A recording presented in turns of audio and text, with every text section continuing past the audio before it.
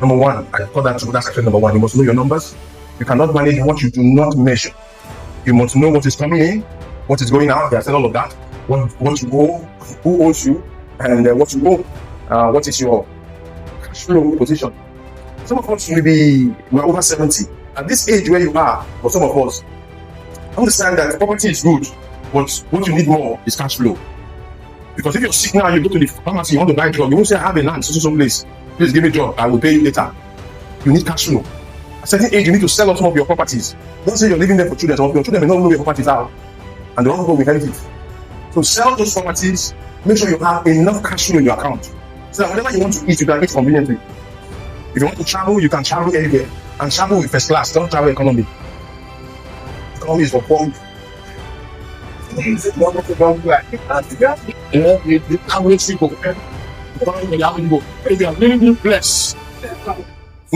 meant for cooking. You want cookies, you will eat it. It's meant for spending. So I hope I'm talking to people who are really high, who are really made the money. If you are not doing it, please go with boss. Go with boats. When your money is big, then you can start flying. I hope I'm communicating this morning. So you must understand your cash flow. Don't say because you have 10 million naira contract, therefore you are not a big man, you have cash flow. You're not a big man, no. If you have to spend 4 million naira to buy materials, you have 6 million naira left. You have salaries to pay, assuming that is 1 million, you have 5 million naira left. You have taxes to pay, assuming it's 500, whatever it is. You have rent to pay. By the time you finish everything, what is there? Maybe about 2 million naira. And that 2 million naira, they will not give you instant, you may have to delay. You are excited that you made 10 million naira contract. You are still broke. Because you have to pay rent. And your staff will not say, on that 10 million naira contract, let us wait until they pay your body. Before you have to go and look for money, you have to borrow to pay them, you must pay them. Otherwise they will leave you. Nigerian staff don't have that patience to be waiting for you for 1 month, 2 months. You say no salary. They will leave you. So you must understand your cash flow, know the numbers. Track your numbers, understand your numbers, manage your numbers, grow your numbers. It's important that you know your cash flow. Don't confuse your cash flow your anything they give you cash flow, your turnover as your profit. Turnover is not profit too. You must know the difference. Point number 2, give every naira an assignment. A budget is decided, in other words, create a budget. Create a budget. A budget is deciding where your money should go before circumstances decide for you. Have you noticed that there are some people before the end of the month, it's as if they are targeting you. Once money hits your account, they are around you. They are in the church, they are in your community, they are everywhere. They are in your village. So once they know when money is going to come, they start saying, I couldn't sleep last night, I'm not that. Stop that. Say, I should call you this morning. And you know, don't have the weakness of heart. You just keep giving them money like for their Christmas. The reason you're doing that is because you have no plan for your money. You don't have a budget. You have a budget, you will tell the person, I'm sorry, you know, my money, I've already sent some assignment. You must have a budget. But there are people who are living on your money, but you don't know. You think you're being pathetic, but they are draining you. And if you go broke, they will leave you. How to die? He's in the mortuary, you're not buried him. His popular name at some point was Chairman. They call him Chairman. Every occasion in town, he was the chairman. Every occasion in town, he was the chairman. Very wealthy man. Somebody has 3 cars, brand new, want to come up. And that driver, 3 drivers at every given point. One assigned for the wife and children, one for himself, one for the business. Died broke. He was on my payroll. He was calling me every night. In fact, sometimes when he asked me, I want to switch off my phone. Because in 1 hour, I can call you for 30 times. He was on salary, I was paying himself salary, I was giving his wife money. But he died broke. And he taught me a lesson. Don't follow the crowd. Don't let people, give you hype your ego and make you feel so important. Because you give one, they will go and tell the next person. And that one will go and tell the next person. And some of them won't make profits on their problem. So how do you mean? How do you make profit on their problem? Somebody called me from village and he said the daughter was wanting, they discharge them, there's no money to discharge them. And I said, how much? He told me the amount. I sent the money. And I went home. I swear that this person will rush and come and greet me. I didn't see the person. Then I asked, where is this woman? What is wrong with her? He said, why are you asking? I said, the woman said something happened and they needed money. And I gave the money. He said, how much? I told him, it is a lie. She times 3 the money. More than the amount that the hospital requested. So she made profit from her own problem. So you need to have wisdom to know that you have to pay the budget. The budget is not a restriction on your money, it is direction for your money. You must give your money direction. Or else those who have planned will come and help you spend your money. Will plan their life on your own money. I don't want to do with your money. You specify an amount for giving, specify an amount for living, You set aside a particular percentage for your income of savings. You keep an amount for, okay, if I receive this XYZ amount, this amount percentage should go for investment. And then you have other obligations. You have to meet your responsibilities. You have emergency reserve. Prepare for the unexpected. You must keep money aside because things happen. And you can't stop things from happening. So you must keep money aside. Point number 4, you must separate business and personal money. For those of you who are in business, mixing them is like mixing oil and water. It creates confusion and losses. For those of you who are still in business, separate both of them. Business money is for running, growing your business. Personal money is for your daily living and personal needs. Business money has a purpose. Personal money has limits. Don't just blow it. Business money should be tracked and accounted for. Personal money should be budgeted and protected. Business money reinvests for growth and sustainability. Personal money ensures peace of mind and stability. You see, what happens from where I come from the east. If you go to the east, if you're from that part of the country, you see massive structures everywhere. Big houses. Nobody's living in those houses. So. And one of the problems is that they use their business money and they go and build massive house. They say it's to make name, to gain a name for themselves. And they say they call it one name, Apuruno. When money gets to the village, people don't go pay the money. After that, what happens? They go back to their business collapse. And then they say it's witches and wizards. They say they build the house in the village. They build the house collapse. They build it for the whole from lack of financial intelligence. And some prophets and pastors will begin to feast on them. We pray for you, we do this, and they will organize all kinds of stupid prayer fast in their village. They will come here and say they are praying 7 days, and they will cook and the man who is broke, they put making food. They will collect time and offering on his heads.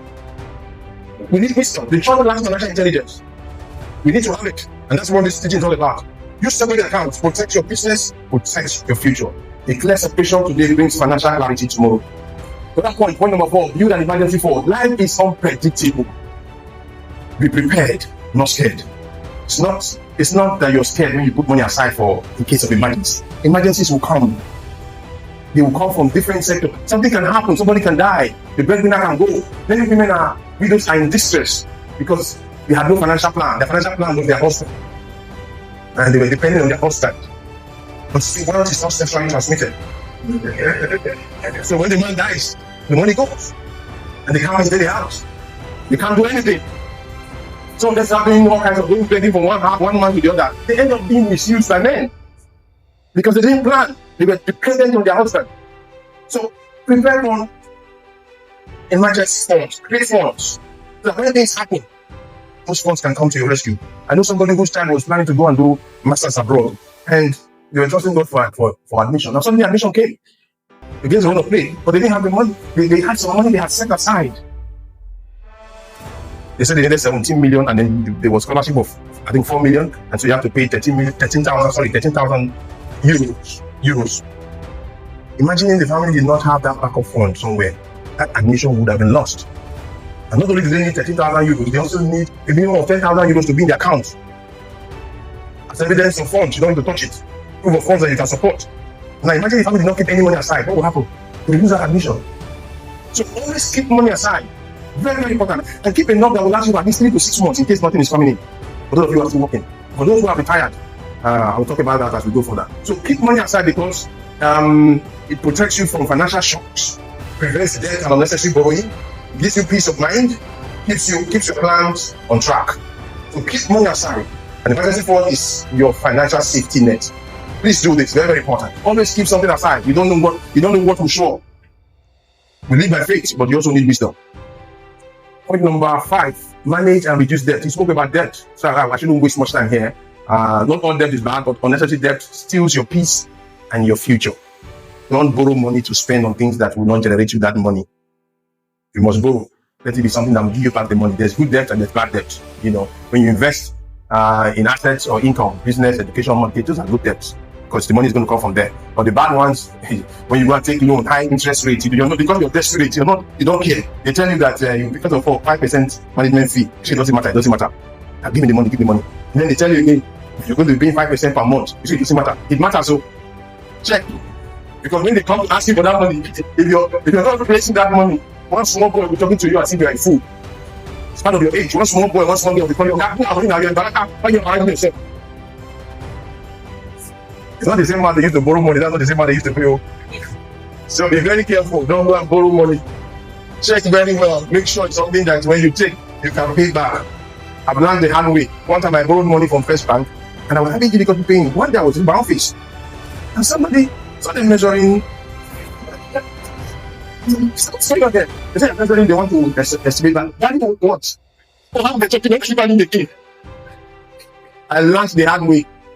In fact, for almost 13 years now, I've not touched bank loan. Only recently I decided to take one. I think recently, last 2 months, because I was buying the property, I took some money. I vow not to touch loan money. Because if you're not careful, they will sell your property. Yes. So be careful how you borrow money. Don't say it's easy money.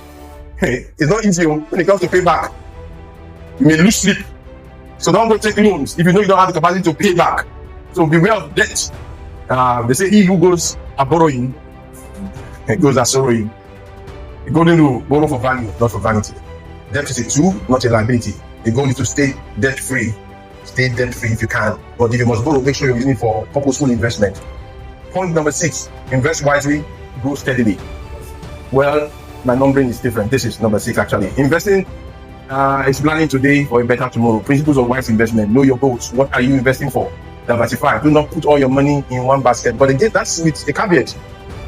Don't just betray your money everywhere you diversify. You will lose everything though. You must know where you're putting your money. Don't just put your money because they say today. For those of you who go to stock market, say you want to put one in this store, you want to share it among different shares. You may end up losing the value of this money. You better ask questions. Invest for the long term. Patience builds wealth. Yes, this is good for those who are going into real estate. Very, very important.